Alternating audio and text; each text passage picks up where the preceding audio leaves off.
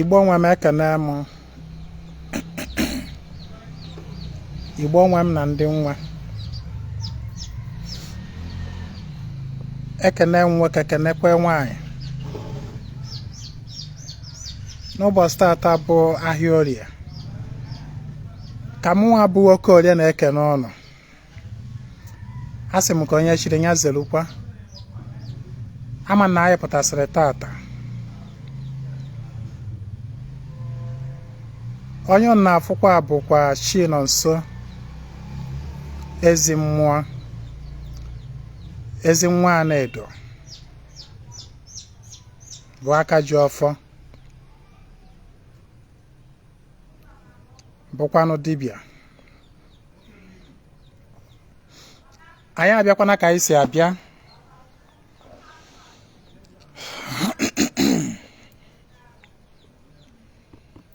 tata obi aṅụrị na-akpa m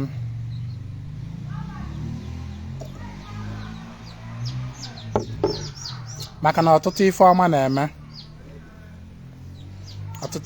na-eme ada eme na nkịtị ma n'ụzọ pụrụ iche ana m ekene ọnụ ndebe na-esonye m, my fans, my friends, my online family. I so much cherish and love you guys. Ekenesịrị m ọnụ ekenesikwa m ọtụtụ ndị n'ime ọnụ bụ ndị na-enye aka wee na-akwanite live program anyị n'ụzọ dị iche iche maka na o nwere ndị na-alụ underground work, o nwere ndị na-alụ ọlụfa na-alụ behind the scene, o nwere ndị na-agba mbọ fọ na data anyị ji apụta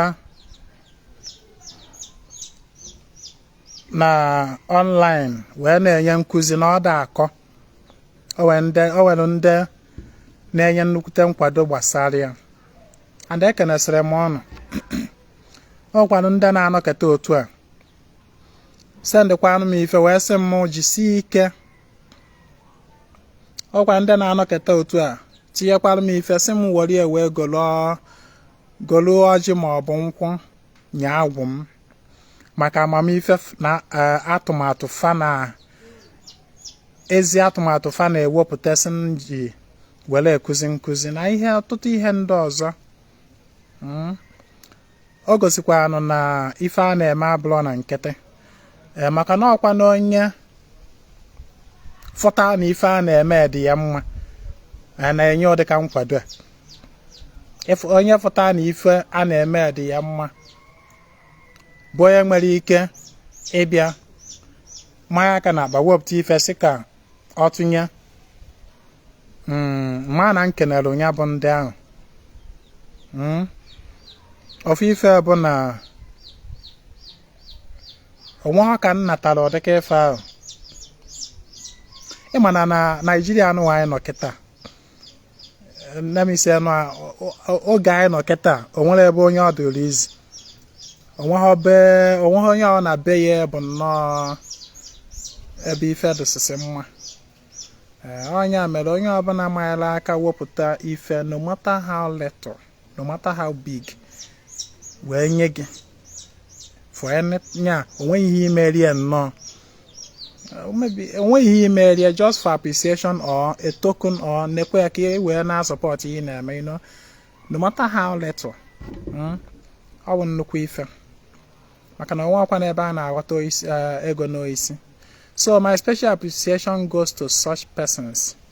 You know yourself, achọrọ m ịbịa kpọwa afa onwe ndị na-sponsor si program ya secretly and I so much appreciate you and mmụọ nwekwanụ gị agwụ m ọnụ mmụọ ndị nji alụ ọrụ alụsị niile nji alụ ọrụ masị ọnụ a ga na-agọzi ọnụ n'ofu daalụ demedeme ya bụ ihe anyị ji wee bịa tata anụnwa bụ achọrọ m ka anyị kwuo okwu ka anyị tinyesi ọnụ gbasara agwụ n'ọdịnala Igbo. Agwụ gịnị bụ agwụ? kedu otu esi echukwa agwụ? How do we relate with the AGWU spirit? AGWU. How do we relate with the AGWU? Kedu otu esi emekwa agwụ? Mụnwa bụ Ezinwa Anaedo ga-ekwu okwu gbasara isiokwu a based on one m matara and one ọ dị na mpaghara anyị bụ Oraifite ma ọ ka nsị Anaedo.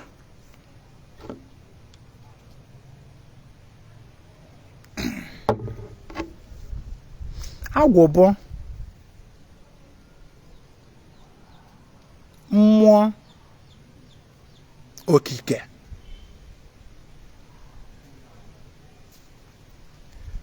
Agwụ bụ nyanwa na-achịkọta ihe niile ekere eke. Nyanwa na-harmonize everything. Agwụ bụ nyanwa bụ mmụọ ahụ. Mmụọ ahụ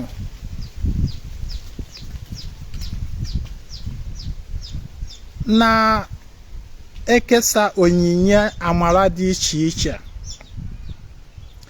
iji wee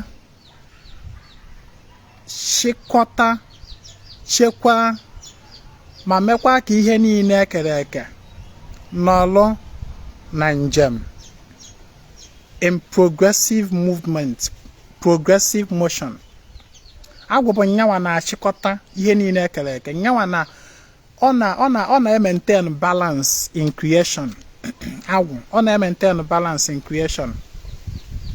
Agwụ na-afụta that na enwelu diversity in creation.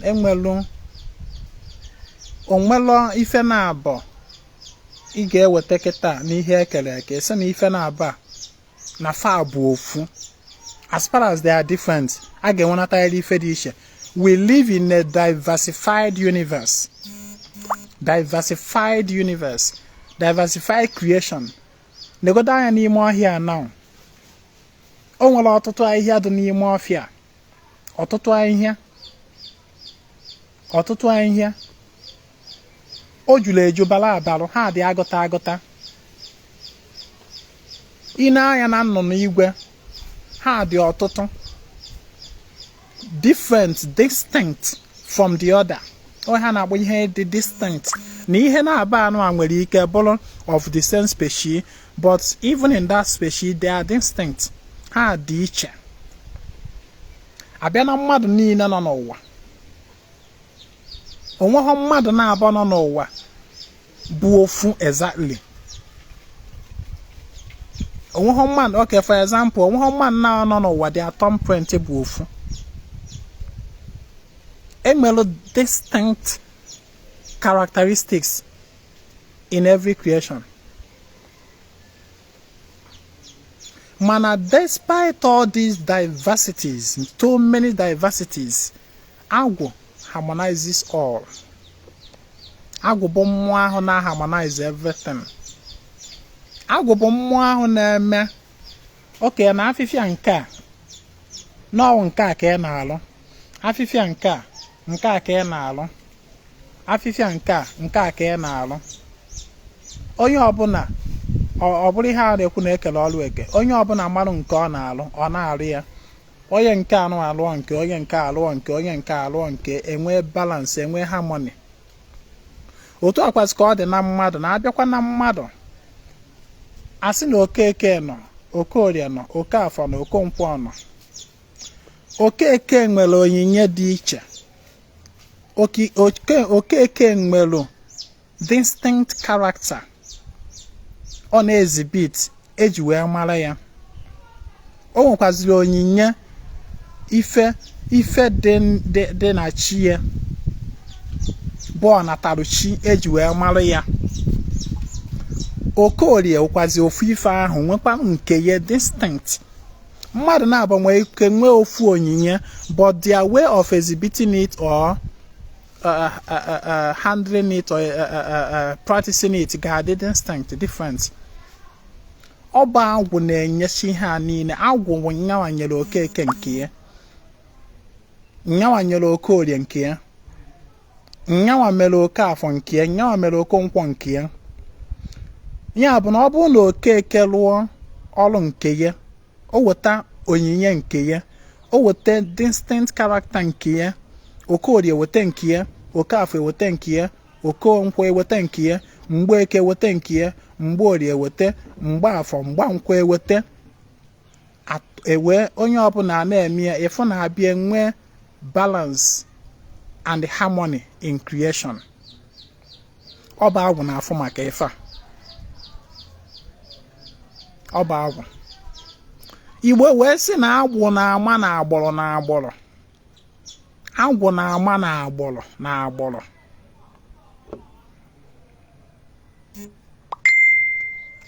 O wee ha na-akpọ agwụ ịma. Agwụ ịma, that is the distinct behavior that you are choosing to exhibit. Onya bụ agwụ ọmụma. That distinct behavioral pattern that you are naturally exhibiting. Onya bụ agwụ ịma mmadụ. That Ezinwa Anaedo, for example, is naturally displaying the character of being a dibia. Ọba agwụ ịma, agwụ otu agwụ si wee ama ọdụ ya bụ ife. Abịa mkpamkpa agwụ a na-akpa m dịka otu ahụ o si wee ma m. Ka agwụ si wee ma mmadụ ka mkpamkpa agwụ si akpa ya. Asị na agwụ na-akpọ onye a, na agwụ na-akpọ onye anụnwa bụ na agwụ na-eme ya onye ahụ, agwụ na-eme onye ahụ ọ na-eme ụfọdụ omume dị iche. Biko ya ka ị na-esonyere m na vidiyo akawarụ ka ị na-eshare the video. Abịa asị na agwụ na-akpọ onye, ihe ọ pụtara bụ na o nwere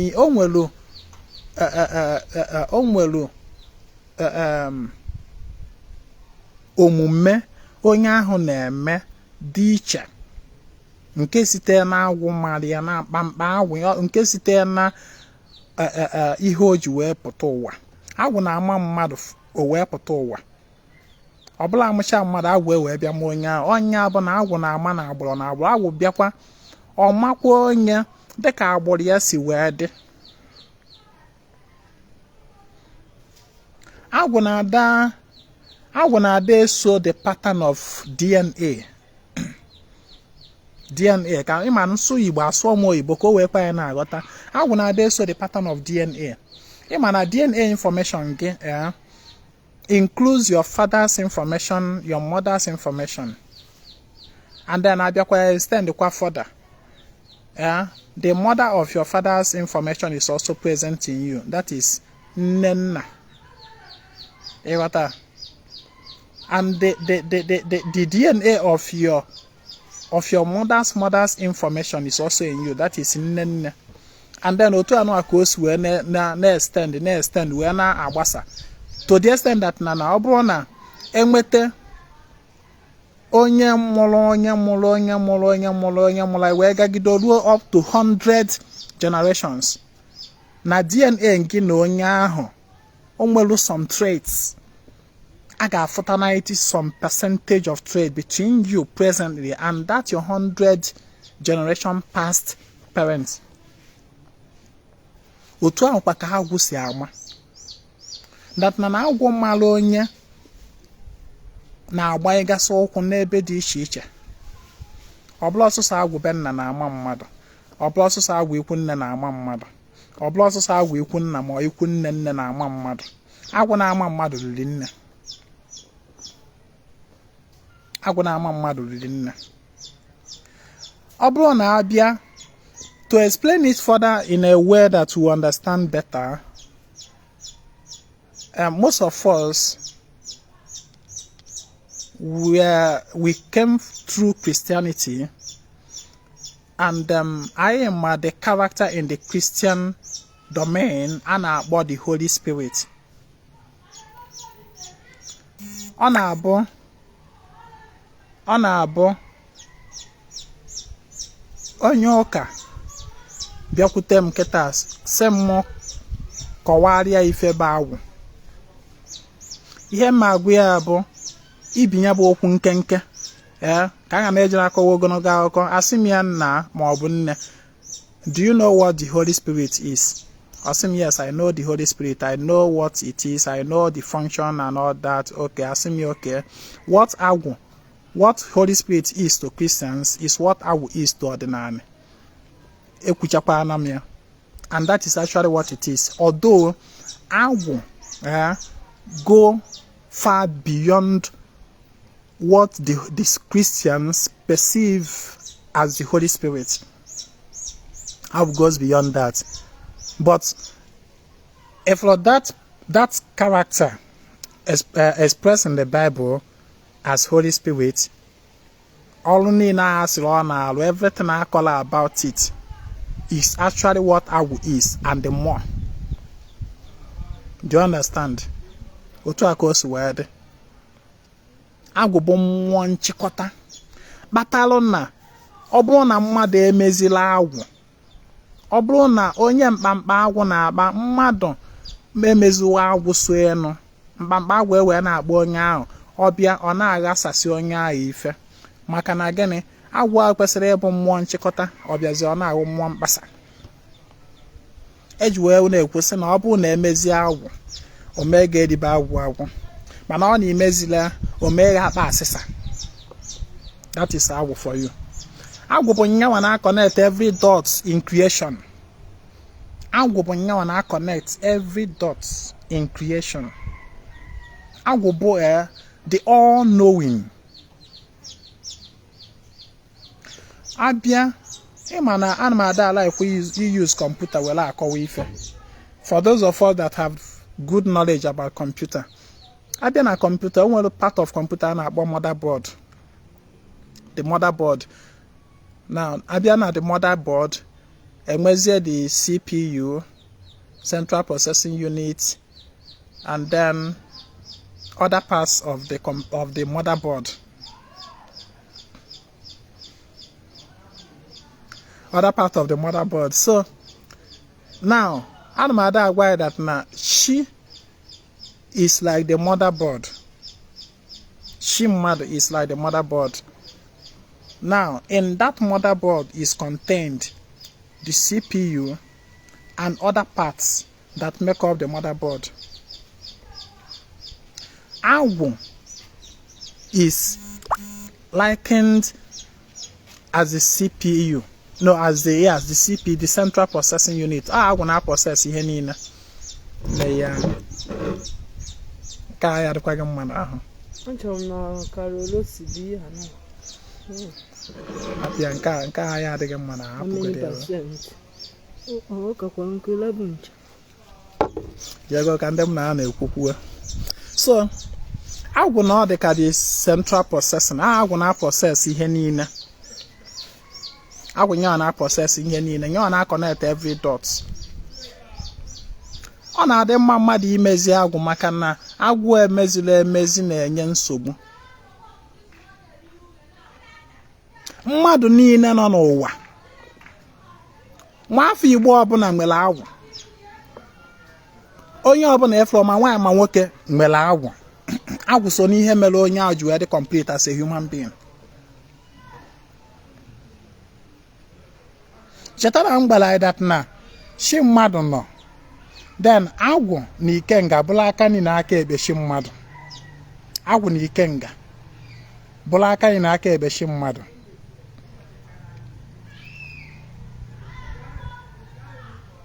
Na onye ọbụla nwere agwụ ma nwaanyị ma nwoke, mana ọ bụzi o nwere ndị agwụ fa, like agwụ na-akpa mmadụ depending on otu o si wee mụọ onye. O nwere onye agwụ mmalụ, mana otu o si wee mafa abụrụ to the extent that na need imerụ nyawa agwụ special emume a na-akpọ ihe dịka ịlụ agwụ ma ọ bụ ịkwadosi agwụ n'ụzọ dị anya. Ọ bụrụ mmadụ niile ka agwụ mara otu ahụ, mana mmadụ niile nwere agwụ. mana o nwere ndị ya afa jee n'afa sị ha jee dokwa agwụ. Ndị ahụ bụ ndị need the special attention on their agwụ.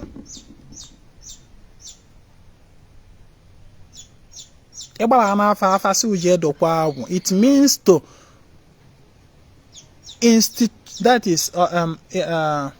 institute your agwụ in a way that it has a base. Ọ na-agwụ na-eme nghasa abịa eme idokwa agwụ means ịchịkọta ya bụ agwụ ahụ ka ọ anadazi na-aghasa aghasa.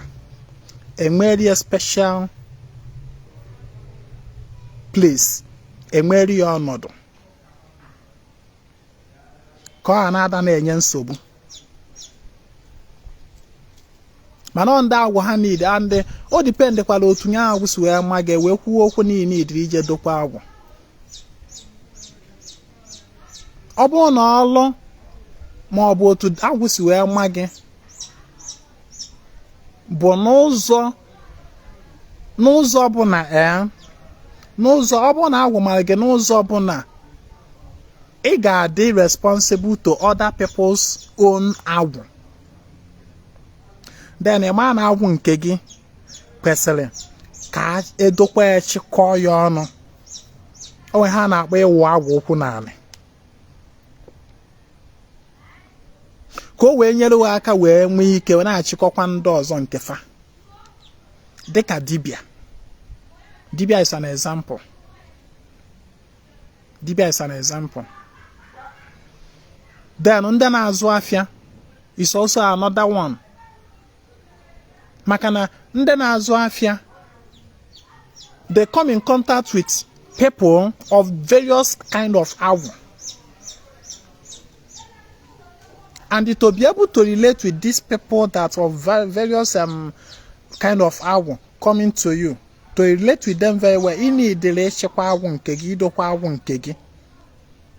Agwụ wee nwee ike wee agwụ gị wee chịkọọ ọnụ, then you'll be able to relate well with the public, with people. Then people that are in special position to serve maybe the public or maybe to preside over the people need the imegene idokwa agwụ ha, dịka ndị igwe, ndị eze, ndị nze na ọzọ. Ndị a na-akpọsị gị n'idiri idokwa agwụ ha maka gịnị? They preside over the public, they preside over the people of various. If you are in such position that you preside over people, ị na-edere echekwa agwụ gị ka o wee nyere gị aka wee relate with people that you come across with, because everybody have different kinds of agwụ. Agwụ nke gị need goduru ka echekwa ya ọfụma, ọgbakọgodo ọnụ ka ha na-anọkọtara bidoro gị mkpasa. Onye agwụ na-akpa onye agwụ ya na-ame nghasa cannot relate with people. When you relate with people, you find out that you will be every time a ga na-enwe issue between you and the people you relate with, because agwụ ga-achịkọ ha ọnụ. Agwụ ga-achịkọ ha ọnụ. It's just like a dibịa na-edokwa ha agwụ ya. How do you attend to people? How do you help people out? How do you address people's issues? And idokwa agwụ na-enyekwa aka ka idokwa agwụ na-enyela agwụ aka ka onyinye amara niile dọ na ya bụ agwụ gị wee nwee ike ịchawapụta. Maka na ka idokwala agwụ gị, ị ga-enwe ọ ga-enye gị the opportunity ịdị na relate with agwụ gị and na-enye ya oke, na-enye ya nri ka o wee nwee ike na power more. Maka na agwụ bụ energy. Agwụ bụ energy. If you are in such position that you are you are a mass consumer of spiritual energy. A mass consumer of spiritual energy. What I mean by mass consumer of spiritual energy, but people that their work or their profession or their works of life require that they make use of more spiritual energy, you know, both for themselves and for the people. Both for themselves and for the people. Then such people need to idokwa agwụ ha ka ha wee nwee ike ịdị na energize agwụ ha ka ha wee nwee ike na function well, because agwụ bụ energy, and constantly utilizing energy without adequate refueling or corresponding refueling of the energy will drain the energy. So abroad on such works of life, such work of life that you constantly make use of energy, spiritual energy, especially as regard your calling. Or then you need to have a base for agwụ. Ka agwụ gị na-akwụ na n'ikuku. Agwụ gị kwụrụ n'ikuku, ma na ya na-ebi ndụ ifechi fote. Man ya agwụ gị kpakọọ na onwe base, then you can actually plan your life better. Especially when you are in certain high position. For example, you are a musician, you are an artist, and you draw or you sing for people of various kind of agwụ. Then you need to chekwa agwụ gị ọnụ ka agwụ gị wee nwee ike irute nsọtụ niile, to be able to inspire you to entertain people irrespective of their agwụ. Because you are a public servant, that is, you are a public figure. You attend to the public. You have people that you are administering to. You do understand? That is why in a Christianity, before you become a church minister, I remember in the charismatic renewal of Nigeria and the charismatic aspect of the Catholic Church, before you handle certain position as a minister, you got through the Life in Spirit seminar. The Life in Spirit seminar, whereby you become, a special initiate in the Holy Spirit. That is how na-eme ịlụ agwụ n'ụdị nke fa. Ịlụ agwụ ma ọ bụ ịchịkwa agwụ ma ọ bụ idokwa agwụ n'ụdị nke fa. Ọnya ha na-eme that thing. Man, ọdịnala omenala Igbo onwe anyị nwere our own pattern. I'll still come to that. So, no bụ ndị a needed ka ha dokwa agwụ ha. As a matter of fact, if I were you, irrespective of my area of life endeavor, I like anlo agwụ. If you truly understand what agwụ signify, you need the ịchịkwa agwụ gị.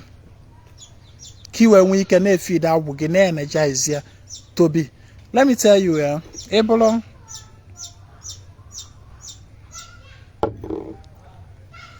a business person, for example. A business person, for example, he wear low agwụ. Well knows anya ba agwụ si wee maga bụ ịzụ afịa. A business person, you ata, he wear low agwụ. Ịlụ anya ba agwụ ahụ lụta ya ọfụma. Ọ ga-adị ka ịgwọrọ ọgwụ ego. Ọ ga-adị ka ebe secret cult. Maka na ọgwụ ego kacha ọgwụ ego ọ bụ agwụ. Ọgwụ ego kacha ọgwụ ego ọ bụ agwụ. Ịghọta ihe m na-ekwu? Maka na agwụ, once ịlụrụ agwụ ahụ, o wee nwee base, i wee na-enye ya energy, o wee nwee ike na-apụ apụ with energy na-apụ na-abata.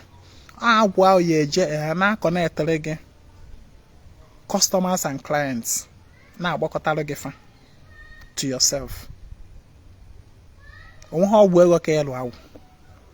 idokwa agwụ onwe ha ọgwụ ego ka once na and ịbịa lụọ agwụ ya ọ bụrụ na ịbịa dokwa agwụ ya ọ ga-enye aka nya bụ akala ụwa nya bụ ọmụma agwụ marụ gị o wee nwee ike wee chawapụ. That is why abịa na Christianity the charismatic for example after that life in spirit seminar ma ọ bụ na onye mee ya ọfụma that person becomes like a changed person. Ọ dịka asị na o nwere mmụọ ọfụ batara ya n'ime more energy in the spirit batara onye ahụ n'ime mgbe ahụ ka ya bụ ọ bụ na onye ahụ for example na o nwere gift of amụma obido bụba amụma ọ na o nwere gift of healing obido manifest ba okpere ya ekpere you be healed. Ọ bụ na onye ahụ nke ọ bụ na agwụ ahụ wee mụọ onye ahụ fịa ọ dị ire after undergoing that life in spirit seminar, which I tell you is their own form of idokwa agwụ or ịlụ agwụ. Ịlụ agwụ ya eme gị ya onyinye amara anyị ji wee bịa wee fụ ya ọchawapụ ọpụtawanye ife ọ dịka asị na apolishiri ya na eshede more light on it ọchake. That is agwụ. Agwụ ya eme oke ihe ese lụọ n'ihe ị na-eme. If you are an artist, maybe a singer, for example, i wee dokwa agwụ gị mgbe anyị dokwara agwụ gị ahụ ka ị ya afụ nke bụ you become popular, you become more successful in that your career. You become more successful in it. Maka na agwụ ga-boost your career, what you are doing. Agwụ bụ the connecting of all dots in one's life. Oh well, ụfọdụ ndị n'ime anyị we keep running helter skelter from one place to the other, you know, asking for ka ihe na-eme. Most time what you just need bụ dokwa agwụ gị. Dokwa agwụ gị. Maka na ọ na-edokwala agwụ mgbe ị kwesịrị idokwa ya ọ na-aghasa ihe niile ị na-eme. Ịghọta na afịa anyị na-azụ instead of customers ịdị na-elocate gị na-esel n'ihe ị na-eme customers a na-agbafusi. They will be repairing force. I will be repairing people from you. And when the right persons or people are not connected to you, are not coming to you, that is all when yes, when the right people are not connecting to you, when you are only getting connection with the wrong people, you can imagine you are a business person, you know, and the right people that will actually come to your business and buy and pay, they are not coming. No Sunday I'll have your happy chon here go on 5 naira. If I say okay, I'll come back. So you are being connected to the wrong persons. Man, all need to in energize I will get where we can now, but I'll get the people that matters according to akalo wage, according to nyabo amoma agwụ. Now when he kwuru that na agwụ na ama na agboro agwụ na ama na agboro in the sense ejim DNA wee cover na agwụ malụ gị agwụ enwere ike ịma gị outside of your ancestry, outside of your ancestral lineage and the DNA information. For example, your lineage, your ancestral lineage, ihe eji wee malufa bụ maybe na ha na-abụta dibia. Then ị ga-achọpụta that na agwụ dibia ga na-esogharị gị. Agwụ dibia ga na-esogharị gị. Ị ga na gị na mgbọrọgwụ na mkpa akwụkwọ na ihe ndị ọzọ ga na-akparịta ụbụbọ mmụọ. Mana agwara m anyị that na agwụ na-ama mmadụ ọ na-esi n'ebe dị iche iche were ama, mana abịazi ya enwe nke dị na top. You understand? Anyị enwe nke na top. Egwa gị na agwụ na-ama gị all your DNA information content in you. Agwụ sicha dia marụ gị nọ n'ime gị. Ma nke si be nna gị, agwụ be nna gị marụ gị. Agwụ ikwu nne gị nọ n'ime gị. Agwụ ikwu nna gị nọ n'ime gị. Agwụ ikwu nne gị nọ n'ime gị. Agwa gị that na trace where your generations 100 generations back. Agwụ niile malụfa bi ebi n'ime gị. o nwere oke ọ na ndị be nna gị na agwụ eji wee marafa bụ ịzụ afịa, that they are very known for being successful in business. Then ndị ikwu nne gị ọwụ na ihe eji wee mara ha bụ na ha na-akọta ọrụ ugbo ọfụma. Agwụ na-aba biga ebi n'ime, you understand, and others too. Mana abịazi anyị enwe nke dị top, anyị enwe nke ya na shine brighter than others. It's just like stars in the sky. There are millions and billions of them up there. Mana enwe na-enwe ndị na-aka ashawapụta that make themselves more obvious. Agwụ is like star. It's like stars. If you want to become a star in your area of endeavor, mezi agwụ gị. I remember after ka oge nụchala agwụ ọfụ, mgbe emechaa bịa gbuola agwụ m anụ izu na asaa dịka otu ndị be anyị si akpa. I also come to all this year. Gbuchara ya anụ, that day m gburu anụ izu na asaa ahụ. Mgbe na-abụọla ihe nọ na-afụ around me bụcha kpakpando, stars everywhere surrounding me in the dream.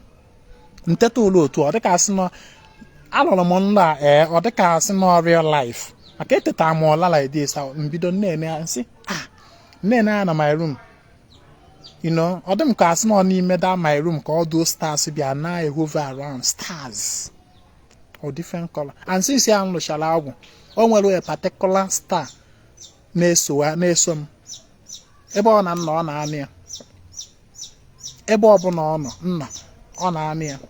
Mgbe ụfọdụ afụ m ya na nlọ, very bright blue star, bright blue, very very bright. And ebe ọ na-ama anọ na nna afụ ya, but not with the physical eye. Do you understand? Agwụ bụ nyanwa ya eme gị iruo to stardom, iruo ebe ị na-eje. You understand? So o wee bụrụ ya gbasatalụ agwụ. For example, na be nna m ebe mụa na onwe m o nwere mgbasị nkọla ya nsị anyị that na ihe anụ a na-ekwu na agwụ be nna agwụ ikwu na all this agwụ connected to you, ha biga ebi n'ime. For example, na mụ bụ dibịa, ọwa agwụ ikwu nne m ụmalụ m ya. You understand? Na mụ bụ dibịa, ọ bụ agwụ ikwu nne m. Then na mụ bụ aka bụ ọfọ, ọwa agwụ be nna m. Ịghọta? Na mụ aka bụ ọfọ, ọwa agwụ be nna melomia. And then otu anọ akwa, these are the two major agwụ na top na ndụ m. Mana enwekwala other area, other little stars that are not that as bright as these two, but they are there. You know, that traits that you exhibit on your that agwụ. So that is it about agwụ. Ka ikwugodo okwu gbasara a na-ekwu okwu idokwa agwụ. Kedu otu esi edokwa agwụ? Idokwa agwụ dịka nsi wee kwuo bụ ịwụ agwụ ụkwụ n'ala, mee ka o nwee base, ime ka agwụ gị nwee base. Ọ bịakwa dị on the other way around, akpọ ya inwela agwụ ọta ma ọ bụ okwu agwụ. Inwela agwụ ọta, a permanent base. You understand? So ebe ahụ na inwela agwụ permanent base, e wee bụrụ ebe iyi anọ wee achake agwụ gị, ebe iyi anọ welu emela agwụ gị ife, ebe ege na agwụ gị ya anọ welu akarịta. Ọ bụrụ an altar, an energy point for agwụ gị. You understand? Ebe ahụ ka ị ga-anọ wele energize agwụ gị ma igburu ya anọ ma ihe ndị ọzọ. Agwụ gị wee na-adị ike. You understand? Because agwara m that na when you, for example, ịbụ dibịa, afadọchọ na ogbere ndị na-aka use spiritual energy than dibias in this life. Ndị dibịa, we are able mass energy consumers. Ndị dibịa. That is why dibịa na-ada achụta aja. Ọ na-adị nkanka. Ọ na-adị nganga n'anya. Dibịa na-ada achụta aja because agwụ ya will be so drained, and when your agwụ energy is drained to the last, now your body go dey hear am. Ọ ga na manifest na alụ gị dị nkanka. But when your agwụ is well fed, you'll be bubbling with life, with energy, with success, with a lot of goodies. Ndị dibịa na-use energy so much because we use energy both for ourselves, for our family, for the people we work for, especially the people we work for. Ịghọta, ị na-alụrụ ndị mmadụ ọrụ, agwụ gị ana-adị ike, ana-alụ ọrụ. Ịghọta, alụcha anya bụ ọrụ ahụ niile, ha dị exhausted. Then they will now require you to re-energize them. Onye bụ na ọrụ na dibịa alụ ọrụ onwe ha na-akpọ anụ ikenga agwụ. Ịghọta, ọkụkọ ikenga ma ọ wee bụ n'ikenga. Ịghọta na o nwere ọrụ dibịa ga-alụrụ go ọlụcha ya onidie ka ogolo at least ọkụkọ oke ọba gbuola agwụ ya to refill the energy ha ji wee lụ data ọrụ alụ gị. Ma mgbe ụfọdụ alụcha dị ọrụ onidie ka ogolo ebuna wee refuel that energy agwụ ya ji wee lụrụ gị data ọrụ, because the dibia there is just a physical vessel that agwụ uses to work. Mana agwụ na-alụ the main work. Agwụ bụ dibịa. Abịa na dibịa maka na abịa na-ekwu okwu edokwachi n'ọchị ibu ụzọ n'ọchị merụ nke a chi but to every dibịa the priority na ndụ dibịa bụ agwụ. The priority na ndụ dibịa ọwa agwụ ọbụlọchi. You understand? Mana ọbụlọkwa na chi adụrọ mkpa dibịa ọbụla ga-edokwanụ chi enu nyegodi chi ezigbote ọnọdụ. You understand? Mana the energy dibịa should focus more in energizing and refueling mbụ agwụ. Maka na agwụ ahụ ka chi onye ahụ ji alụrụ onye ahụ ọrụ niile a na-alụ. That is why the person need to be fueling that particular agwụ, that agwụ.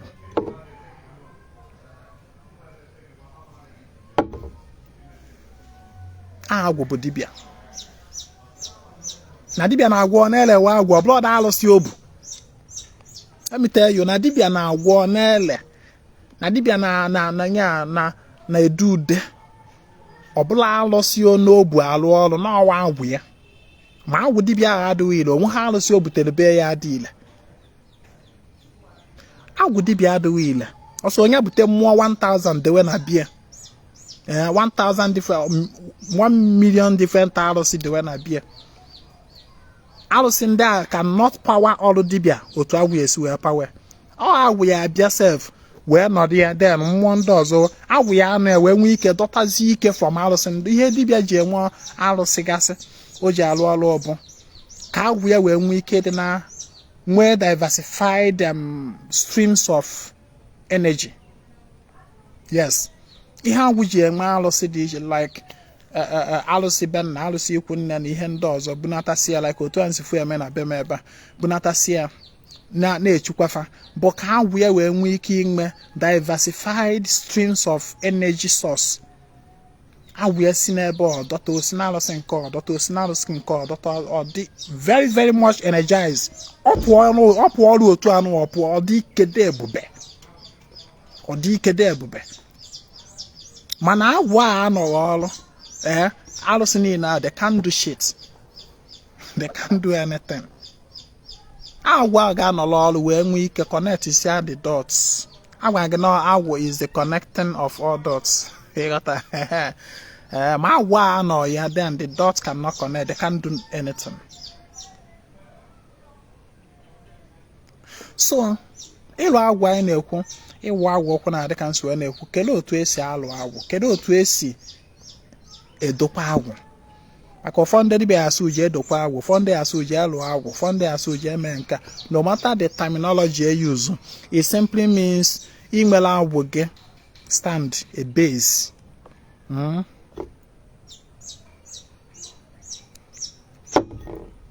Abịa na ịlụ agwụ ma ọ bụ na idokwa agwụ, obodo dị iche iche nwere otu fa si eme nke ha.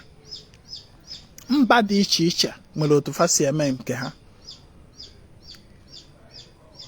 ndị mmadụ nwegasịrị ọtụtụ ụzọ fa si emekwa agwụfa dịka nsi wee gwa anyị ndị ụka ndị a na-ebi ndụ ndị Rom, ndị a na-efechi ndị Rom, ndị ụka, ndị arụmụka, otu fa si emekwa agwụfa eji m Life in Spirit Seminar wee maatụ. Nke a bụrụ ome Igbo, ọ bụrụ omenala Igbo, ọ omenala ndị Rom, ndị Europe. Otu ndị Europe si alụ agwụ dị nke ahụ, mana Igbo nwere nke ha. You understand? Igbo nwere, abịakwa na Igbo, obodo dị iche iche na Igbo nwekwara ụzọ fa si eme nke ha. Mana one central thing that is common there bụ na ịchọ imezi agwụ, o nwere one ingredient that must not be missing. O nwere one ingredient that must not be missing. That ingredient bụ maternal support, maternal representative. That is your mother's side.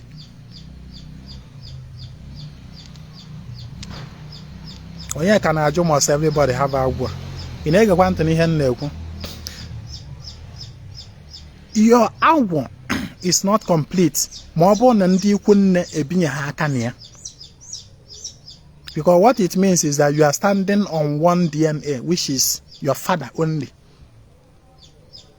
You understand? In fact, I have a dibia friend that believes that ịlụ agwụ be nna adịrọ necessary. And I found reasons with him. This particular, I'm not telling you na a man lukwa agwụ be nna go, but I'm just telling you I'm just want to lay emphasis on ndị ikwu nne. Ikwu nne, your mother's DNA. You understand? This dibia friend of mine, agbaghị that na ịlụ agwụ be nna is not absolutely necessary. Because that agwụ be nna, ọ bụla be nna ga ebe a ka amụrụ gị na that soil ọnya ka eji wee kpụ gị nya ebe mmụọ niile ọ na be nna ga automatically bi n'ime gị. You understand? Na agwụ kwesịrị ka abịa asị na a na-alụ agwụ bụ ije kpọta nke ikwu nna ka ọ bịa tiri nke be nna ahụ na already aka. Na agwụ be nna bi ebi already. O bi ebi already. You understand? No nke ikwu nna ka enidiri ka eje ka akpọta ya to integrate it into the nke be nna. You understand? But unfortunately, some people ga-asị na ha alụrụ agwụ, but onweghị no representative from ikwu nne, onweghị ndị ikwu nne bịa nothing, just ha ji ebe dibịa alụ ọlụfa agwụ. No mata na ndị ikwu nne binye ha aka dị agwụ anya agwụ ahụ ezuru oke. Ọkwụ na ofu ụkwụ na agwụ zuru oke bụ agwụ. At least o kwesịrị that na ịlụ agwụ na idokwa agwụ that na ụzọ ebe na-ana amụ Ezinwa agbara m that na enwere 4 basic roots in every human being. Dịka onye Igbo, ị nwere 4 basic principal fundamental o nwere language ọzọ use kwara ya, one vocabulary use ya. 4 basic roots which are benna will go to the tap root. Then ikwu nne ebe esi wee nụta your mother, that land, that soil is the second. The fourth, the third wee bụrụ ikwu nna ebe esi wee nụta nne your father. Then the fourth wee bụrụzie ebe esi wee nụta nne your mother. These are the 4 basic principal roots. Ndị ọzọ wee na-esozi because they had within nne, but these are the 4 na-emegoro ka nwa bụ ukwu osisi kwụrụ na-enweta ndụ. Ịghọta? So na o kwesịrị ịlụ na aya eme agwụ, aya edokwalụ gị agwụ, that na these 4 roots be represented na agwụ gị ahụ. O kwesịrị wee nwee ihe a na-akpọ ezumezu agwụ. Ekwesịrị, but at least atọ ọgụgụ nna ikwu nne abịaghọ be nna and ikwu nne nọ there. At least 2 out of these 4 must be present n'ịlụ agwụ gị, n'idokwa agwụ gị. At least 2 out of these 4 ga-anọdịrị. Do you understand? Onye ahụ na-agwụ zuru oke n'idokwa agwụ. so etu ka nsi wee kwu na ọtụtụ obodo nwere ụzọ dị iche iche ha si eme nke ha, mana the most common thing among all the different ome in different places bụ that na ikwu nne ga-anọ there. Somebody from ikwu nne ga-abịarịrị. Ikwu nne village, whether when we talk about ikwu nne, it must not obli iwu no ya bụrịrị the immediate family, your mothers, because one way can excuse that na my maternal people they are all Christians. If onye na-ekwu ife ome na the immediate family ebe so anọta nne na ha ncha bụ Christians, then if the immediate family are all Christians, what about extended? Enwe a na-enwe ime nne extended family. What about the extended family? A na-enwe ime nne. You are just talking about the immediate family of the father of your mother and then her siblings. That is just what you are talking about. Na ha ncha niile Christians. Then if they are all Christians, then gaa n'ime nne extended family. Go there, you must see someone in that extended. You must see someone there. Iya aga gbu si na ịchọrọ ịlụ agwụ, biko nya bịa binyere gị aka na agwụ. Ọbịa ogodo ọjị ka o ji wee kwuo okwu. Do you understand?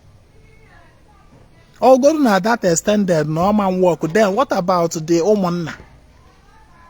Ụmụnna is a combination of many extended families. What about ụmụnna, which is larger?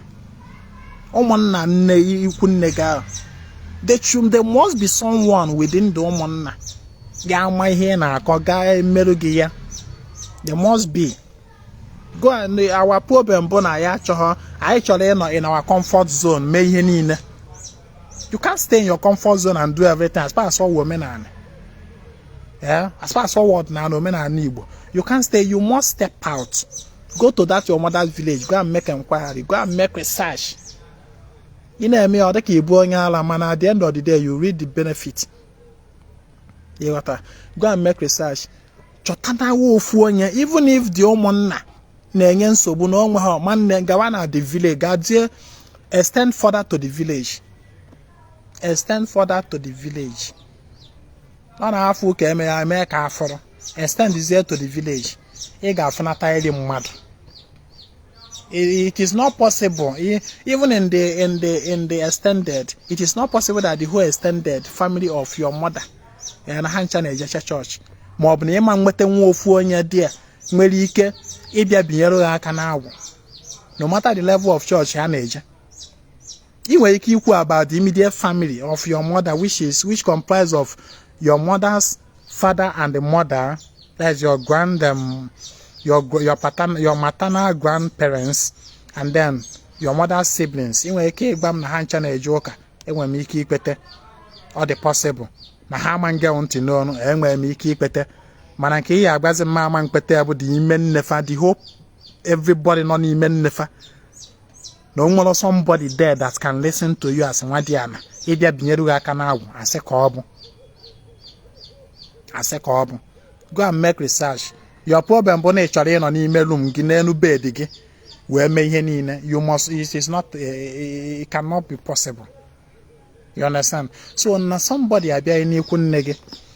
Normally na Anaedo aya otu esi alụ agwụ.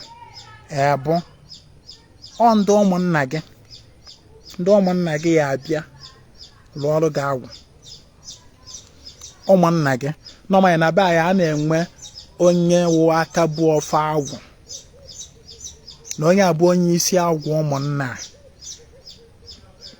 You understand? Onye isi agwụ ụmụnna nwere ike dịkwa iche from onye isi mmụọ obodo. Like na be anyị now. Onye bụ ọfọ agwụ ụmụnna anyị dị iche. Ịghọta? Mana onye bụ ọfọ obodo wụ mmụọ na be anyị. You understand? Onye bụ ọfọ mmụọ obodo ọ mmụọ. By the virtue of my father handing it to me, the eldest. You understand? So onye awụwa onye isi agwụ bụ nyanwa ga-abịa were tụọrọ gị agwụ be nna gị ahụ. Together in conjunction with ndị niile rugolo agwụ na ụmụnna gị ahụ that are around, ha ga-abịa. Onye bịa obulu ọfa agwụ ya. Maka na ọ na-elu agwụ, a ga-ebinye gị ọfa agwụ. ịlụ agwụ a ga-enye gị ọfọ agwụ. I'm coming to that your question, Okechukwu. So ọ bụrụ na ịlụ agwụ a enye gị ọfọ agwụ, so that day a ga-alụrụ gị agwụ, onye ndị ụmụnna gị ndị enyi na-erugoro agwụ na ụmụnna gị onye bịawa obulu ọfọ agwụ ya abịa lụtuo onye isi agwụ ahụ wee lụtuoro gị agwụ gị wee binye gị ọfọ. That day a ga-alụrụ gị agwụ ahụ nwere ife ọbụla eji wee mee agwụ ahụ ga-aba gị ọnụ, nke nwa na-alụrụ dị agwụ nwere ihe ọ na-eji wee mee ga-aba gị ọnụ. And ọ na-erubere agwụ ije ebe a na-alụ agwụ ị kwesịrị iri anything there, even ọjị awalụ ọma mba gị ọnụ, ife ọbụla esiri dị ọma mba gị ọnụ maka na erubere agwụ. And gị nwa na-alụrụ agwụ that day nwere ihe ọbụla esiri dị ya ga-aba gị ọnụ. You are the one that provided for everything, mana nwa nke ị ga-eri nọ ndị rugoro agwụ ga-eri everything. You understand? No, subsequently ịgazie after ka emesịrị gị onwezie onye ọzọ na-emekwana ije, then you now partake. You understand? Then that day a ga-alụ gị agwụ ahụ ndị ụmụnna gị alụ gị dịka nsi wee kwu onye isi agwụ ụmụnna gị, my friend come this side. Then ndị ikwu nne gị kwa ọ bụrụ na ọ dị possible inweta somebody that will also come that same day ndebe nna gị na-emere gị, ndị ikwu nne gị abịakwa mekwuoro gị lọtụoro gị agwụ ikwu nne gị. Welcome. Yeah. Welcome. Thank you. I did a live program, but you don't do everything finish, yeah? Don't take it. Okay. How many square meter? 93. Huh? 93. If you go This cup room, chop tight. 90. 90. Huh? The room. That one go chop like 400K. No. Ha. I'll be smart in 93. The 2 rooms, 16. The OB, 48. 93 square meter. Okay. You know what? After you get phone number where they use. Yes. Okay. I they use my phone for live video. After we go still talk. Okay. You feel come tomorrow morning before you go work. Okay. May we talk. Okay. How you go be. Thank you very much. Huh? Yeah. I know say this thing go reach like this. So. No, say not be one type. Different. Now make me say tomorrow we go to talk about them. Okay. All right. Thank you very much. Work no be small. My brother. Yeah, no, easy. Ego. Huh? So, as I was saying, that same day,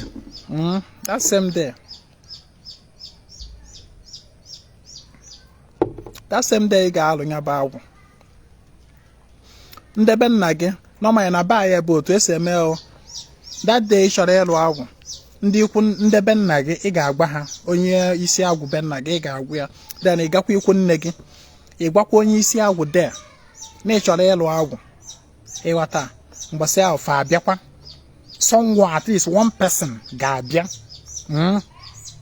and ọ bịawa obulu ọfọ ọ ga-eji ọfọ ọ ga-enye gị, ọ ga-eji ọfọ agwụ ya o nwere already, then jidekwa another fresh ọfọ use before ọ ga-eji wee bịa ọ ga-consecrate bunye gị that day. Otu ndebe anyị si eme then abịa that day ndebe nna ebugodo ụzọ wee lọtuo agwụ be nna, then ndị ikwu nne wee banye lọtuo nke ikwu nne, then ọ na ị nwere ike nwetawo ndị ikwu nna fa lọtukwa nke fa, ọ na ndị ikwu nne nne bịara fa lọtuo nke fa. That day emechara anụ ife a agwụ niile so gị alọtuona, agwụ niile so gị the same pattern the same day, because o nwere misconceptions na afọ here and there everywhere na social media. That's why I'm agba, learn from people but make use of your head. Fund na asị na enwere agwụ azụmahịa, agwụ nka na ụzụ, agwụ dibịa, agwụ mmiri, and then a na-alụ ha separate. Asị na nwekwara agwụ ndị ichie ise efu mmadụ ọsọ ana m alụ agwụ ndị ichie tata echi na ya alụbuo na agwụ mmiri na nke ya na-alụzi kịta agwụ ndị ichie na-emecha na ka ya alụ agwụ dibịa a na-akọrọ bish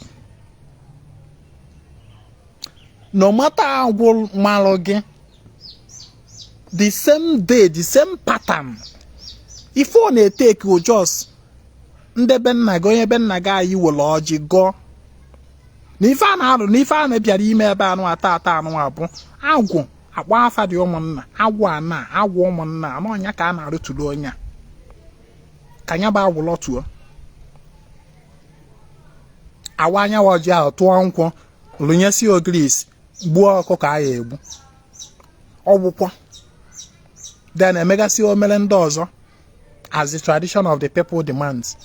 Then ndị ikwu nnekwa the same thing ewerukwa ọjị kwukwa n'ọwa agwụ so agwụ onye agwụ ikwu nne ya ka a na-akpọ ka ọ lọtuo agwụrụkwara ya agwụ ikwu nne emesi ife a nwanne no matter the agwụ malụ gị ọsọnya ụlọ agwụ mmiri ọsọnya ọ na-agwụ anyanwụ ọsọnya ọ na-agwụ ikuku ọsọnya ọ na-agwụ aja anị ọsọnya ọ na-agwụ azụmahịa ọsọnya ọ na-agwụ nka na ụzọ agwụ whatever malụ gị nwanne that day once emesịrị ife a agwụ niile ahụ so gị alọtuo na ma agwụ onye ụwa gị fancha alọtuo alụ analụ gị agwụ like this ma agwụ onye ụwa gị agwụ onye ụwa darụ ya iche agwụ onye ụwa gị na-alọtu that day lụrụ agwụ be nna gị na agwụ ikwu nne gị that day ka ha ncha na-alọtu.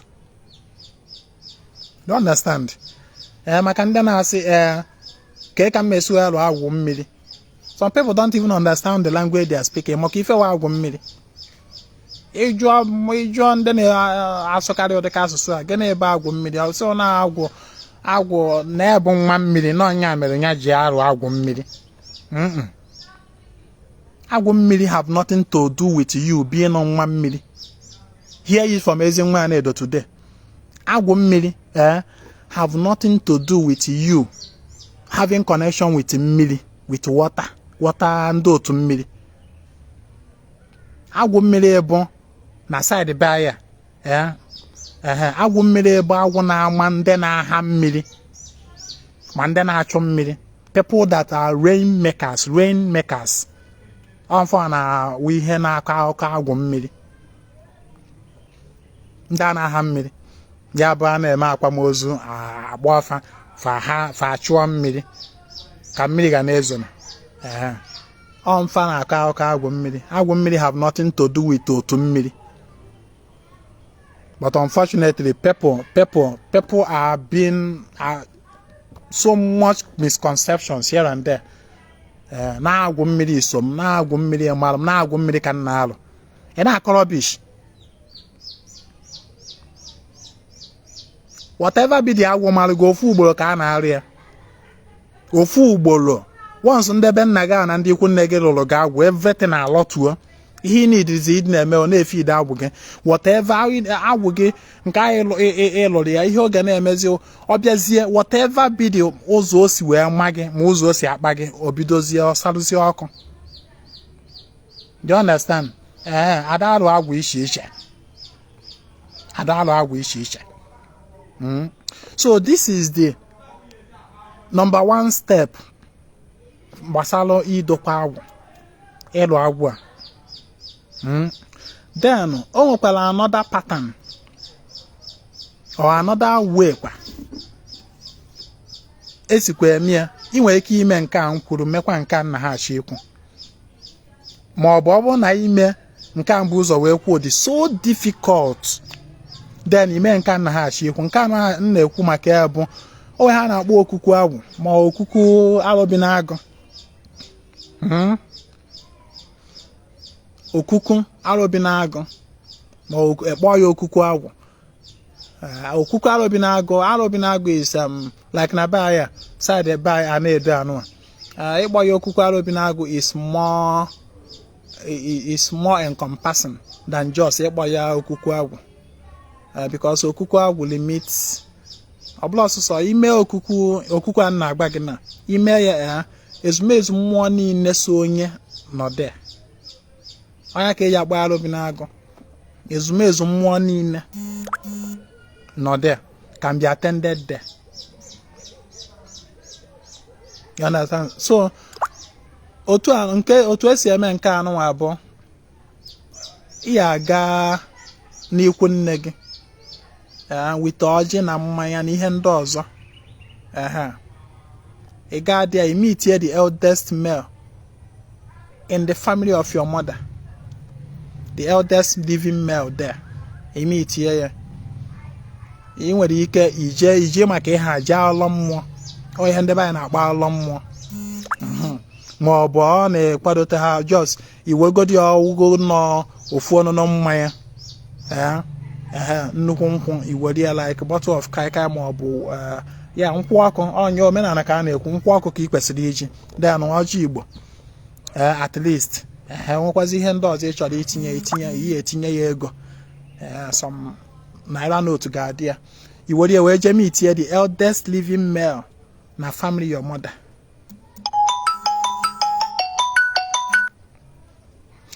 Imitie ya egwu ya isi ya na ihe ịbịala ọbụ ka o kperu gị ekpere and ka ọ chinye gị aja ihe eji wee aja ikwu nne gị ka ị wee jee mee hazie arụbi na-agụ gị maọbụ agwụ gị ya chinye gị aja ikwu nne gị ịghọta ndị niile ka mana ọbụla mma niile niile this one na-akọwa ọ maka ndị dibịa.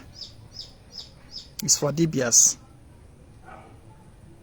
Maka ndị dibịa ndị ọrụ dibịa malụ ọmfa niile ka yarị nka ọdụ ndị ọzọkwa ịchọkwa inwekwa ike ime but the people that mostly need this one na-ekwu bụ ndị dibịa.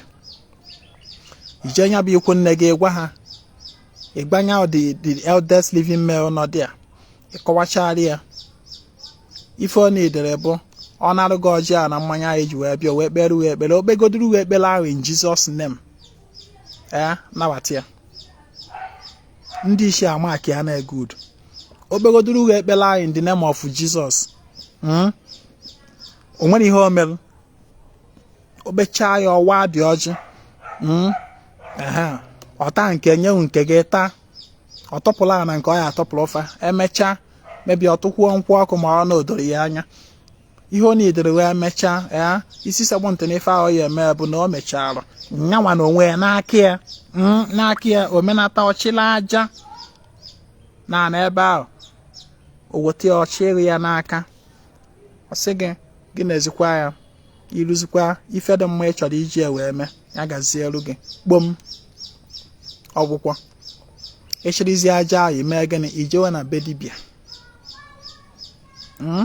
jewe na be dibịa si anya hazielu gị okuku arụbi na-agụ ya maka mma akụziri gị otu esi ahazie ọ ịchọzie nke ahụ ịbịa na azụ moto anyị akpa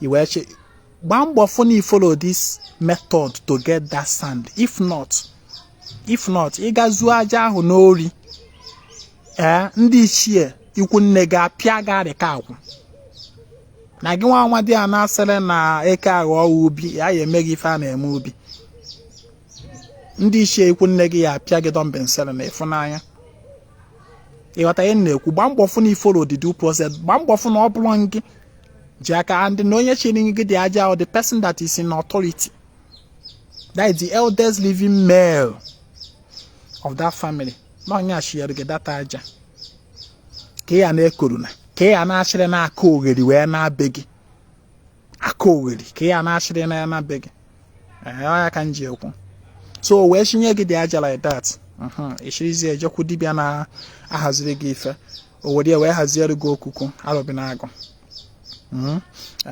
o follows the normal very simple ritual, very simple but very powerful, very simple but very very fast ike na that thing karịrị very simple thing a na-eme mana ike ọ na-ebu karịrị ike ikwu nne so then whether me merụ agwụ nke ọlụlụ whereby n'elu agwụ a ga-enwe a portion of a land ebe a ga-alụrụ gị dị agwụ a ga-alụnyesi ogirisi naanị emesi ogirisi ya epu ebe a okwu agwụ. Do you understand?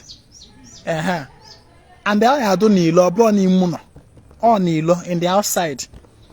So ebe a awụrụ okwu agwụ gị mgbe ọbụla ị chọrọ igbulu agwụ gị anụ ị gaa there. You understand? Ma ọnọ nke okuku anụ aka imelụ ọnọ nke okuku aka imelụ then ịma nọ n'okuku ahụzi okuku anyị nwere ike idewe n'ime ụlọ. Mgbe ọ na ị chọrọ igbulu agwụ gị anụ ibupụta ya n'ezi igbuchala agwụ gị anụ igbukwu ya ọbara ịgba ya ọbara ya na ya anọda. So dibịa ya emerụ ya akọwarụ otu ya esi were echukwu ya. Meanwhile ọ bụrụ na ịlụcha agwụ gị o nwere ife ọzọ people na-ada aghọta. Ọ bụrụkwa na alụrụ agwụ ozugbo ọ bụ na agwụ asala ọkụ ọkwụ na energy na-efidi ya ka o ji asala ọkụ. Maka ndị ya alụcha agwụ agbakọta ya azụ a na-emezi expect ka agwụ mee magic. Ọkwa energy na-efidi mmụọ ka mmụọ ji apụ abata alụrụ gị ọrụ. You understand? Maka na ịlụsị agwụ gị otu anụ ya hapụ ya ọ hapụ gị. So na ị kwesịrị ịdị na-echukwa mmụọ nsọ gị by every day. Every day efu na kachi efu na n'igwe atọ na ịgọla agwụ gị ọjị ma ọ bụ na ịtụrụ ya nzu ịmaghara ya nzu ma ọ bụ na ịtụrụ ya nkwụ. At least ụzọ ifo na ị na-agọla agwụ gị ọjị. Remember ịgọla agwụ ọjị abụrụkwa na ọ bụ ka ị ga gọrọ ya separate. No, but in that your morning communion, that can we cover in our previous live videos. In that your everyday morning communion, now we go get so na mwe gana abo. Na mwe gana abo. Kota kwaji, agwam talukwaji, chim talukwaji, kengam talukwaji, ajani talukwaji, ndi shi takwa na oji, umu abu adora na ndị inyom takwa n'ọjị anyanwụ na-eze m takwa ọjị ndị mmiri takwa n'ọjị ogwu be nna m takwa ọjị nke a takwa ọjị nke a takwa ọjị nke a ị na-akpọkụfa ncha zuzugbe ha nọ n'owu n'oke osisi ị na-akpọkụfa n'ọjị ahụ ịgọcha ịwa ọjị iwere ofu ibe ịtọpụ naanị ịtọpụlụfa ịghọta ịtọpụlụfa ịta ndị ọzọ ma ọ bụ iwere ofu ya ata ịghapụrụfa ndị ọzọ fancha niile. Maka na agbara m dat na ọjị ma ọ bụ nzu ma ọ bụ nkwụ ma ọ bụ whatever anyị ji agba mmụọ okwu na serve like an envelope. Okwu ahụ anyị kwụnyere ya n'ime wee bụrụ the letter. Okwu anyị kwụnyere ya n'ime bụ the letter inside the envelope. Then ịmazi the delivery post office. Post office now. Ịmana oge ahụ I remember mgbe enu wa n'ọsọ mgbe a idecha leta ị bịa igote envelope itinye leta n'ime envelope itinye iwe bịa gawa post office. Maybe na onye nọ Lagos ka ị chọrọ izije dozi iwere gawa post office postuzie ya kwụọ ụgwọ stampụ na ihe ndị ọzọ wee bịa buru ya. Na agbara m dat na ọjị ọjị bụ envelope. Okwu anyị kwụnyere ya n'ime bụrụ leta ideru tinye n'ime dị envelope. Ya leta ozi ị na-ezijere mmụọ. Ị na-ezijere mmụọ niile anyị kpọkuru n'ọjị ahụ fancha ka ị na-ezije nyawa ozi. Then ịmazi the delivery post ebe a na-edelivazi ya ka e wee buruzie ebujezielu ndị nwe onye the letter. The delivery post bụ number 1 aja anị ịghọta. Number 2 mmiri. Number 3 ikuku. Number 4 anyanwụ. Ka nkọwalụ gị.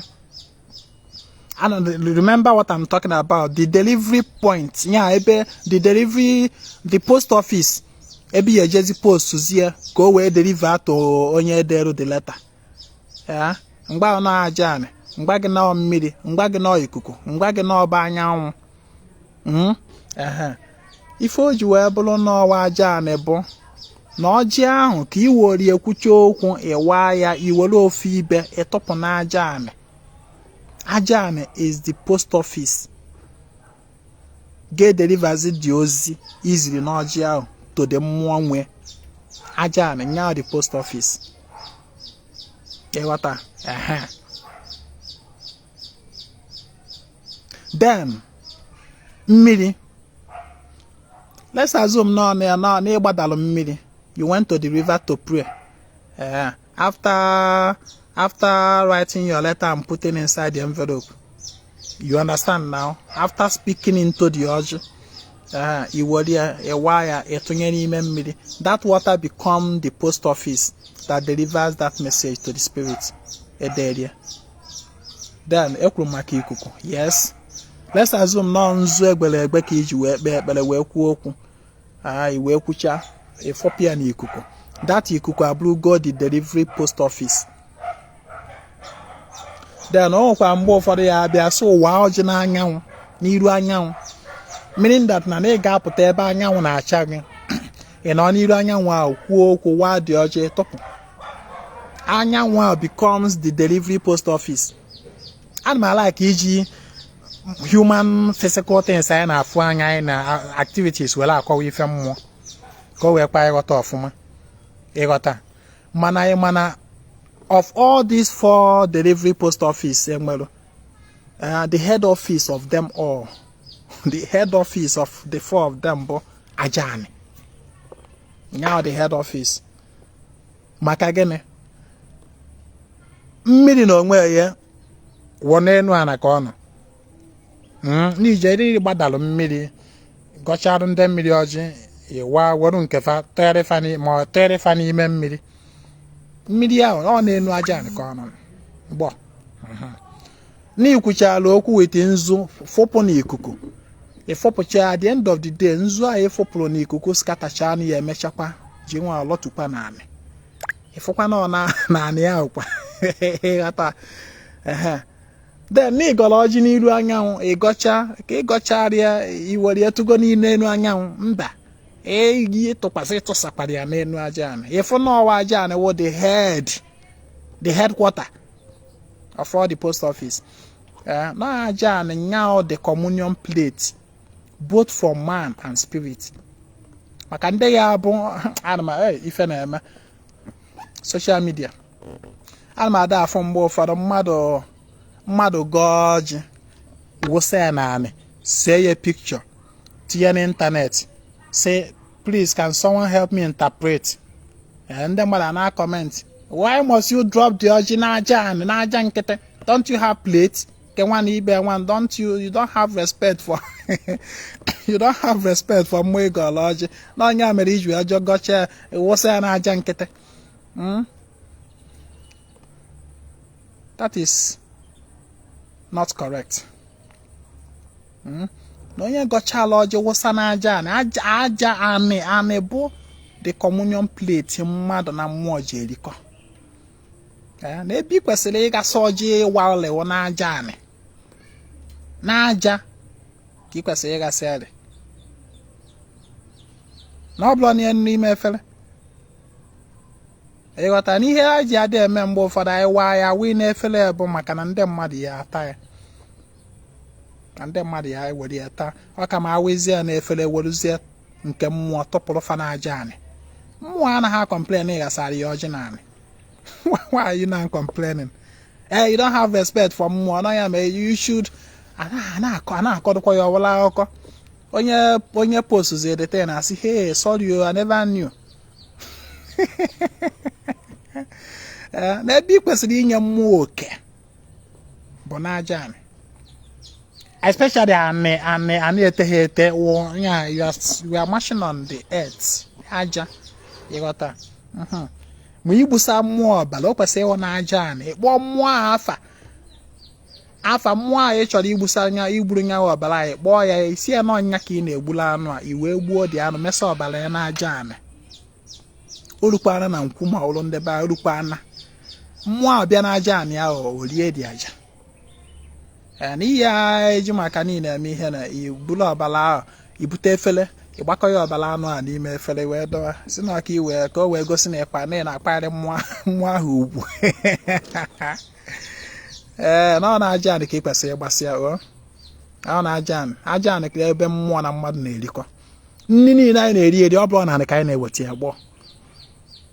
Talk of any food o nwere nri ị na-aghọta n'anya nwere eri. Everything bụ na anị, nri niile anyị na-eri, we get them direct from anị. Therefore n'ọwa aja anị bụ the eating plate, the common eating plate for human and the spirit. Ịghọta? So na ị ga na-agọla agwụgọ ọjị everyday, ị na-energize ya, ị na-atụrụ ya nkwụ, ị nọ ọnụ ya, igoro ife ọbara gbuori ya. Ọbala onwere ife na-energize agwụ more than ihe ọbala, like ọkụkọ, ọbala si ọkụ ma ọbala mmadụ, ọkụkọ, ọbala ọkụkọ, ọbala ewu, ọbala ebunu, ọbala efi, ihe ndị a ọ ife a na-enye agwụ. Ọdụ nwekwa ndị na-enye agwụ fa nkịta. Ọ dị common in some part of Igbo land anywhere. For side ya since in lụrụ agwụ m, ọbara nkịta, even a drop about rubo there. Adị m enye agwụ m nkịta, ana ọ na-alụ m ihe nchọ. Mana wende yo efe egbuola agwụ fa nkịta, ma na ya na-akụ elubo. Agwụ m adị m enye agwụ m nkịta. Ife dị mejọ kamera dị na side be ya, ihe a na-egbukarịla agwụ ji apụpụ ebunu, especially ebunu Igbo. Igbuola agwụ ebunu Igbo, owere isi wee tikasị everywhere. Owere isi ya tikasị everywhere, bute ọ ga na-etikasị na-achọ ebe ahụ ife ọma dị, ebe ahụ ego dị, na-ebutere ya. Ọnya ife agwụ anyị ji apụ, ọ bụla nkịta. Ọ bụla nkịta. So mana ndị na-egbukwala agwụ ha nkịta nwere their reasons for that, but Ezinwa adịghị egbula agwụ ya nkịta. So o wee bụrụ ya, what else? So any question? My question is, after the agwụ and we are not around, how can we be feeding the agwụ? If you are not around, ebe ahụ nọ, ị na-agba agwụ ya n'ikuku, na-enye ya ife, na-emere ya ife, na-awara ya ọjị, na-atụrụ ya nkwụ, ọ ga na-anarụ gị ya, maka na ọ ikuku ka ọ n'onwe ya. Ịghọta? Ọ ga na-anara. Ịchọkwa orisef ebe ahụ nọ sef, ị nwere ike na ebe ahụ gbuola agwụ gị ife ọbala, mana okwu agwụ gị nọ n'ụlọ, ịkpọ ya sị ya bịa oricha ọ nawakwa wee na-arụrụ gị ọrụ. So wee bụrụ ya, ma ị nwere ike kpọọ dibịa ụgwọ na ọ na-abịa gbaa agwụ gị n'iru anyanwụ, gbuoro ya anụ. A na-emekwa ya eme, ma nke ma sọpọtụrụ ọ bụ ijebe dibịa nọrọ ebe a lụọ agwụ gị. Let me tell you, don't joke with your agwụ. Mara onye ị na-edebe agwụ gị na bịa. Be careful, because agwụ bụ mmadụ nwee ike ha aka into agwụ gị, nwanne, you are finished. You are done for. If wicked people or somebody hack into agwụ gị, you are done for.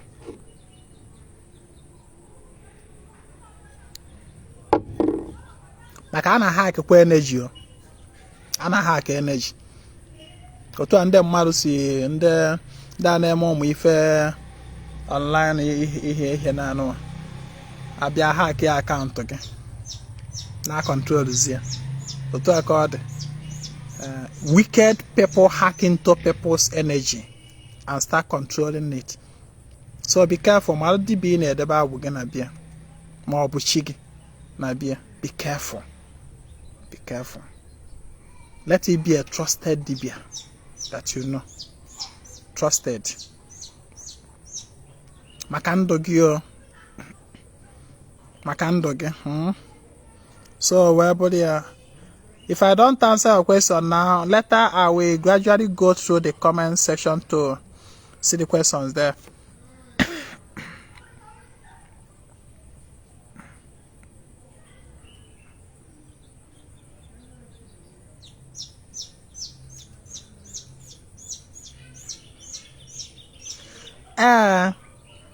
asịkwa na inwe ike nọ be dibịa lụọ agwụ, ị nwekwara ike na ọ na be dibịa lụọ agwụ ma ọ bụrụ na ị trọstụrụ ya, ịghọta, ma ọ bụrụ na ị trọstụrụ ya, and provided na ndị ikwu nne gị binyere aka na dị agwụ. Let me tell you, na ịlụrụ agwụ mana ikwu nne ebinye ha aka na ya, ihe mere rubbish.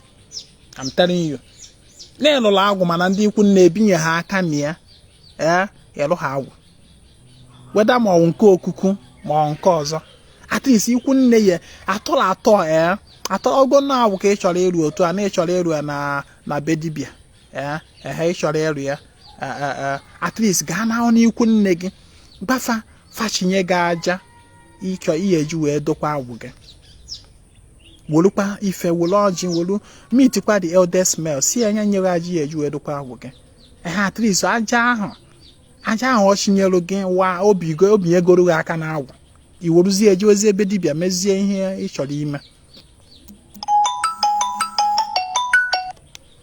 So ọ chinye gị aja ahụ echirizie gawazie, obinye goro gị aka ime ya ọ ya aga, mana nke nọ ka without even any contact with ikwu nne gị ije na be dibịa o mere gị ihe nwanne, sorry yo, sorry. So ị nwere ike ịlụ agwụ be dibịa, ịrụchakwazie mgbe ị nwetaziri a safe place ihe edebe agwụ gị ahụ na be gị, then ijekwazie bunata agwụ gị ọnụ. A na-ebugharị agwụ ebugharị. Ị nwere ike lụọ agwụ somewhere na be gị, o wepụta in the future, if chọpụta that na o nwere ihe na-ediri ime ebe ahụ, maybe ịlụ a structure or something, ọ need ya na-ebugharị dị agwụ. A na-ebugharị agwụ ebugharị kwa hazikwara ya ebe ọzọ, a na-eme ya, and then we procedure for that. Dibịa gị enyere aka kọwa those ones, ịghọta. So it's getting dark already, so ekenere my thanks for joining us today. Remember, if you get more of an gonna share this video.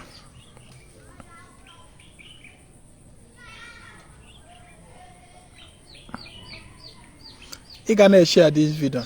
Ọ bụrụ na eldest male of ikwu nne gị anọghị ma ọ bụ the eldest male I mean bụkwa o wee ka ọ bụrụ na mpa mụtara your mother na ọnwụọna, then the eldest male become diọkpala, that is your mother's oldest brother. What I na-ekwu, but whereby the immediate family na ha na-eme isi kpakakpaka na ha nọ n'ụka, then gaa n'ime nne fa, ị ga-afụnata eri the elders n'ime nne fa, gba ya ka o mee ka ọ chinye gị aja.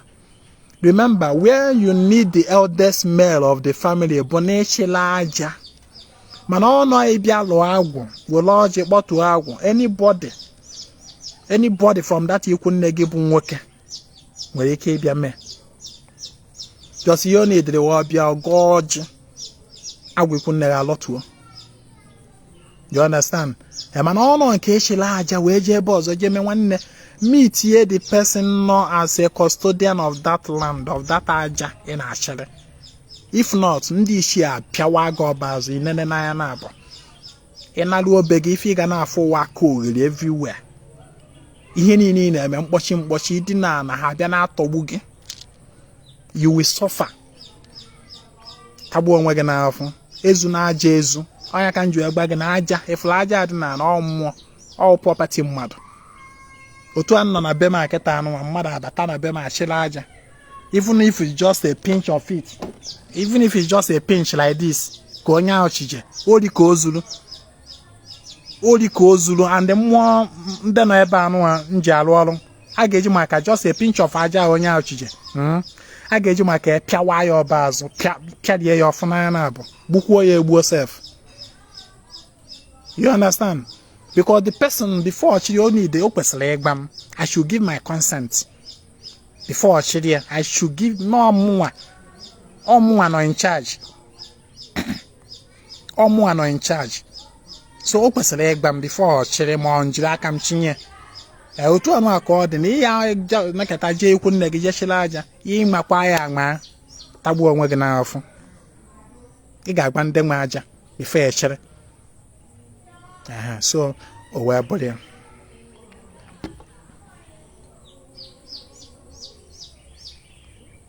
So I will answer other questions later when I go to the comment section. If you have your question, please drop it on the comment section, or you come to inbox. Please, when you come inbox, don't call. Use voice note and drop your question there. Just drop and leave it.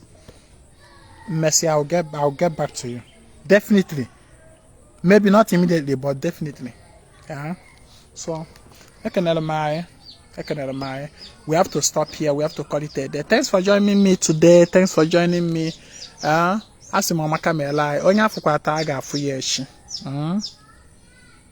Yes. I've been sipping something here.